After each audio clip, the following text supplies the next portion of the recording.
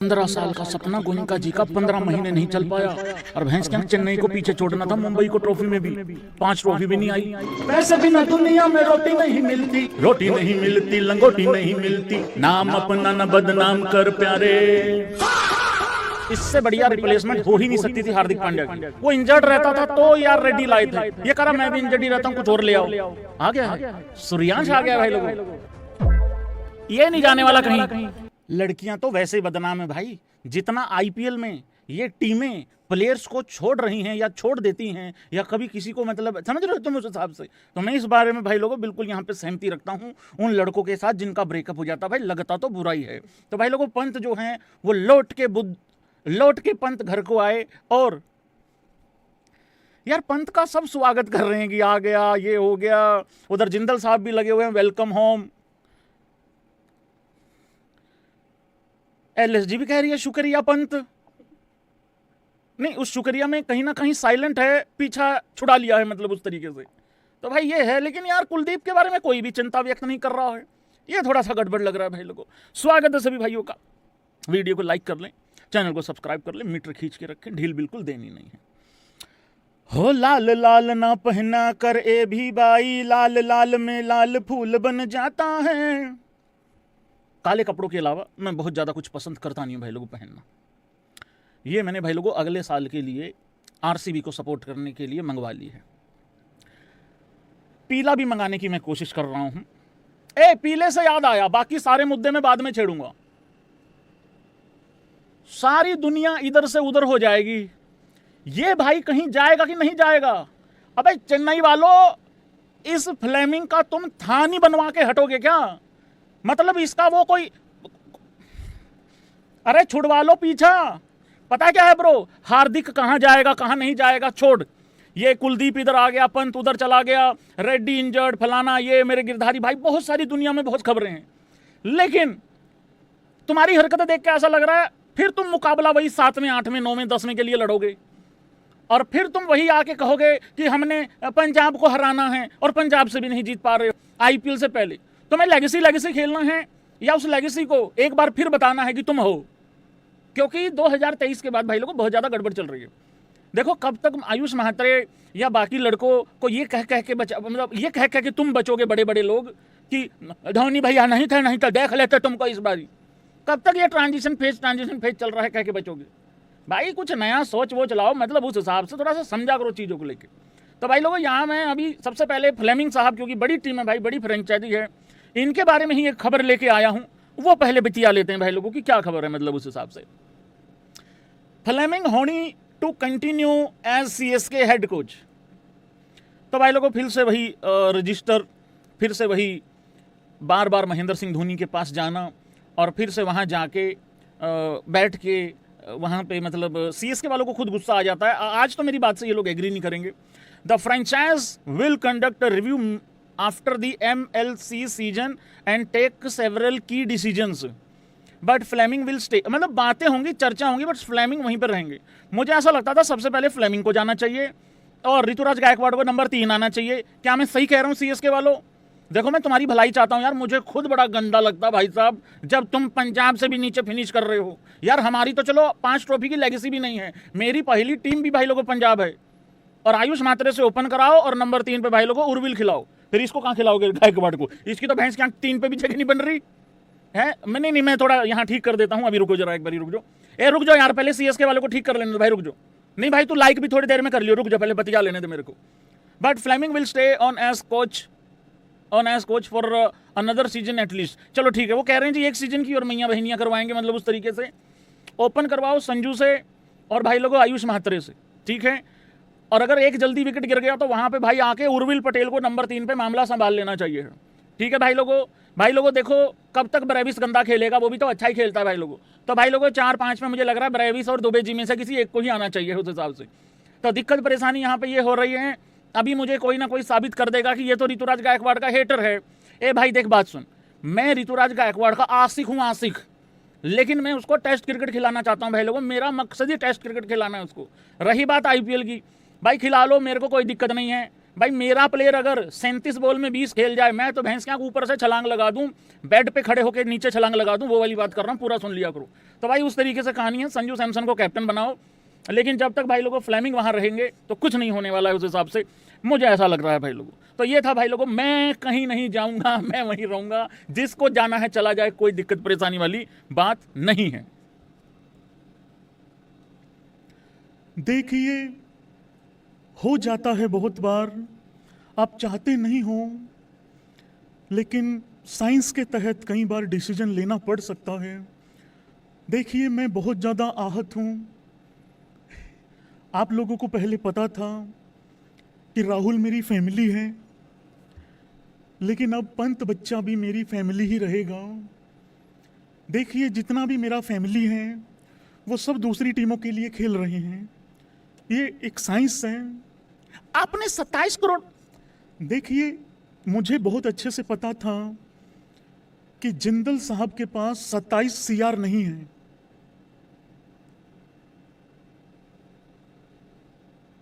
At present वो तो depend हुए तो 15 तो है। ऐसा नहीं है गोल मटोल यूट्यूबर। देखो, मेरा 15 साल का ख्वाब था, 15 साल का सपना था बेटा। तुम्हारी तो कुछ औकात नहीं है, लाल कपड़े पहन के आ गए हो, लेकिन मैं 5-6 ट्रॉफी जीतना चाहता था। देखिए, पंत को भी ये लग रहा होगा कि मैं कितने ख्वाब बुन के बैठा हूं, लेकिन भाई साहब आप खुद बताइए, क्या अच्छा सोचना बुरा है? मुझे सच में लगता था कि अगले 10-15 साल में पंत बच्चा माही और रोहित को पीछे छोड़ देगा ट्रॉफीज में, लेकिन 15 साल का सपना 15 महीने नहीं टिक पाया। लेकिन मेरी फैमिली हमेशा पंत रहेगा। उन लोगों ने बिल्कुल सही कहा था ऑक्शन वाले दिन।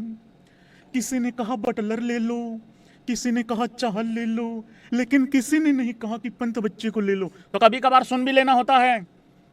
मैं हमेशा कहता हूं भाई लोगों, and I love Goenka ji, okay, मैं हमेशा एक बात बोलता हूं भाई लोगों, किससे सुनना है, कब सुनना है, कितना सुनना है, क्यों सुनना है, किस लिए सुनना है, किस वजह से सुनना है। देखो, अगर कोई तुमको तुम्हारे काम में आके ज्ञान पेल रहा है और वो उस फील्ड से नहीं भी है, उसकी ऐसी की तैसी उसकी मत सुनो। हाँ, जो उस फील्ड का माहिर है उसकी तो सच में ही सुन लेनी चाहिए भैया, ठीक है। तो भाई लोगों, एक 15 साल का ख्वाब था और मैं गोइंका जी के साथ हूँ। एक पुराना पोस्ट भी यहाँ पे वायरल हो रहा है गोइंका जी का। Things didn't go as LSG owner Sanjiv Goenka had expected with Rishabh Pant captaincy. और आज ललित मोदी जी भी बहुत ज़्यादा खुश होंगे। मुझे पता नहीं क्यों लग रहा है आज ललित मोदी जी आज मुझे लग रहा है कह रहे होंगे अपने दोस्तों लोगों को, है पार्टी करेगा क्या, है पार्टी करेगा, आजा पनीर टिक्का खाएगा, पनीर टिक्का खाएगा, गोइंका जी का लग गया, आजा पार्टी करेगा, रोलेक्स दे देगा मैं। तो भाई लोगों, इस तरीके से भी चीज़ें हो जाती हैं। ये पुराना एक बयान है गोइंका जी का। Surely Rishabh Pant will play for at least 14 to 15 years for us. We hope to win at least 5 IPL titles during those years. ये 2025 से पहले का एक बयान था भाई लोगों। और अभी थोड़ी देर पहले खबर आई है भाई लोगों, जिसमें ये हुआ है मित्रगणों, शुक्रिया का पोस्ट भी डाला गया है यहाँ पे LSG के द्वारा। और भाई लोगों, जो ट्रेड की खबरें चल रही थी भैंस की, कैसे बैठा यूट्यूबर बनेगा भाई, वो खबर ही नहीं रखी है भैंस की, तेरा बेटा करे खोजे तेरा। तो भाई लोगों, बहुत बड़ी खबर आ रही है, ऋषभ पंत चला गया है DC। और DC वालों ने जिस तरीके से स्वागत किया है भाई, बहुत अप्रिशिएट करने वाली बात है। चाहे वो जिंदल साहब हों, चाहे बाकी लोग हों, बड़े शानदार तरीके से। मतलब तुम ये देखो, एक बार तो दिल्ली वालों के लिए let's laugh guys in a very good way हो जाए। पहली बार किसी के लिए लेट्स लाफ गाइज हो रहा है कि यार ये सच में भाई भयंकर कलाकार लोग हैं, जो भी दिल्ली के लोग करता धरता हैं। देखो, ट्रॉफी तो जब आएगी, लेकिन एंटरटेनमेंट में कमी नहीं रहनी चाहिए है। मैं क्यों कह रहा हूं ऐसा भाई, पिछले साल ये माहिर हैं, 10 करोड़ का आदमी 22 करोड़ में बिकवा दो किसी दूसरे को पिलवा दो, और फिर उसी आदमी को आधे में लेके ये कहो इसको कहते हैं धंधा, इसको कहते हैं बिजनेस। भाई तुम खुद देखो, पिछले साल भी बहुत इंटरेस्टेड थे दिल्ली वाले, ठीक है, खबरें तो ये चल रही थी देखेंगे भी नहीं दिल्ली वाले पंत की तरफ। और मैं पंत के लिए क्यों खुश हूं इसलिए भी बता देता हूं, कारण भी बता दूंगा थोड़ी देर के बाद। भाई पंत को इन्होंने फट्टा उठाते उधर से गोइंका जी तैयारी बैठे हुए थे। गोइंका जी तो भाई तसल्ली, गोइंका जी तो पूरी रात से पैसे गिन रहे थे, गड्डियां गिन रहे थे कि मैं पंत को उठाऊंगा जो मर्जी हो जाए। वो अलग बात है कि पंत ने फिर किसी को कुछ नहीं रखा, मतलब पूरा साल ही जलील करके गया है, और इतनी अच्छी बॉलिंग थी तब भी। तो भाई वो जो आदमी 18 करोड़ का मिल सकता था, ये भैंस का 27.5 करोड़ पिलवा गए।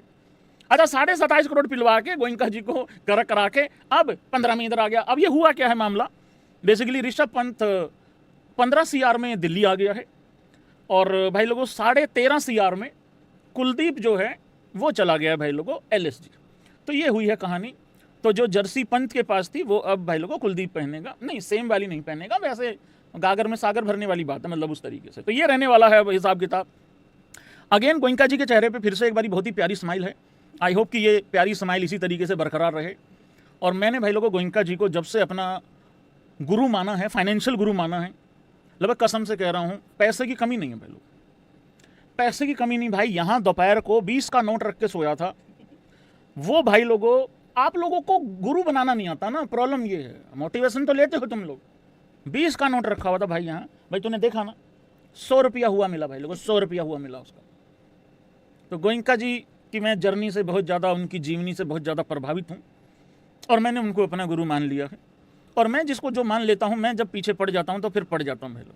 अब मैं चैन की सांस तभी लूँगा और मैं चैन से तभी बैठूँगा, नहीं तो मैं ऐसे ही थोड़ा सा बेचैन सा होता घूमूंगा। जब तक मुझे गोयनका जी अपने ऑफिस में बुला के एक कोल्ड कॉफ़ी नहीं पिलाते हैं, भले उसके बाद धक्का दे के बाहर मारे दे के, मेरे फर्क नहीं पड़ता। मेरे को खिला पिला के चाहे सड़क पे मारो दे के, मैं क्या है, कपड़े झाड़ के उठ लेंगे, जो पेट में जाना था वो तो जा लिया। तो जब तक गोयनका जी भाई लोगों मुझे अपने ऑफिस में बुला के कोल्ड कॉफ़ी नहीं पिलाते विद गार्लिक ब्रेड, मैं नहीं मानूंगा। भक्ति है भाई, भक्ति करेंगे अपने उस्ताद जी की, क्या दिक्कत है उसमें भाई, मान लिया तो मान लिया, मतलब उस हिसाब से। Yes, why I am happy for Rishabh Pant. मैं एक आप लोगों को बता देता हूँ, और एग्री करना थोड़ा सीरियस मुद्दा है, एग्री करना है इस मुद्दे से।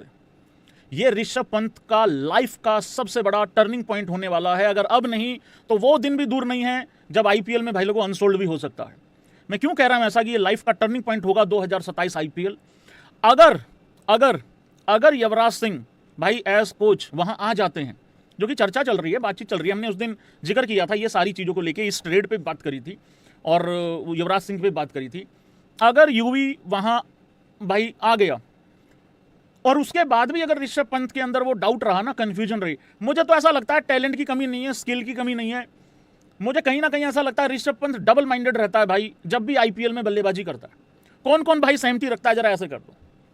बॉस, टैलेंट का इशू हो ही नहीं सकता।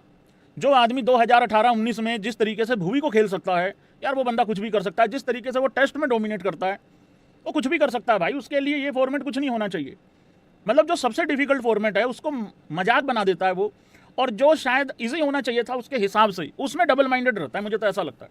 सो अगर तो भाई युवराज सिंह का साथ मिल गया तो हो सकता है भाई बड़े बड़े पोस्टर, बड़े बड़े फोटो ऋषभ पंत के इस बारी बहुत अच्छी बातों को लेके लगेंगे, ऐसा लग रहा है भाई लोगों उस तरीके से। बाकी देखते हैं भाई क्या होता है क्या नहीं।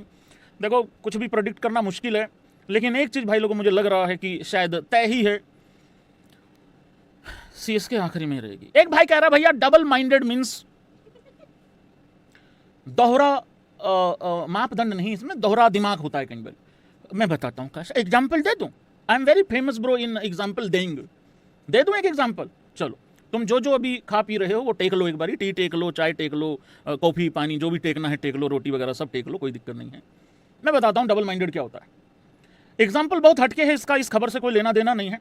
ताली बजाओगे तो एग्जाम्पल दूंगा भाई साहब, मोटिवेशन वाली बात है ये कि डबल माइंडेड जब हो जाता है आदमी तो क्या होता है फिर उसका। मैं एग्जाम्पल देता हूँ।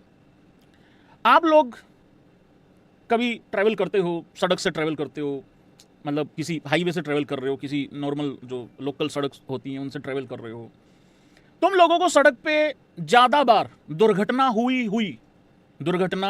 जो हुई होती है उसमें कौन ज़्यादा नुकसान हुआ मिलता है आपको, कुत्ता या बिल्ली? हाँ भाई, क्या कुत्ता? डेफिनेटली 100%। क्यों?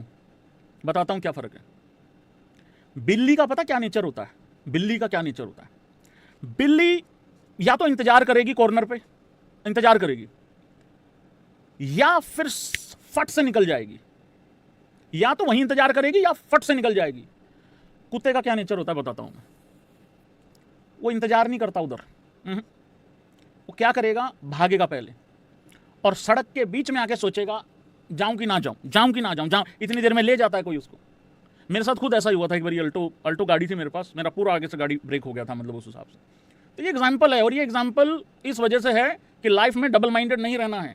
या तो इंतजार करो, सब्र करो, रुक जाओ, और अगर एक बार डिसीजन ले लिया फिर बीच में जाके सोचना नहीं है बॉस।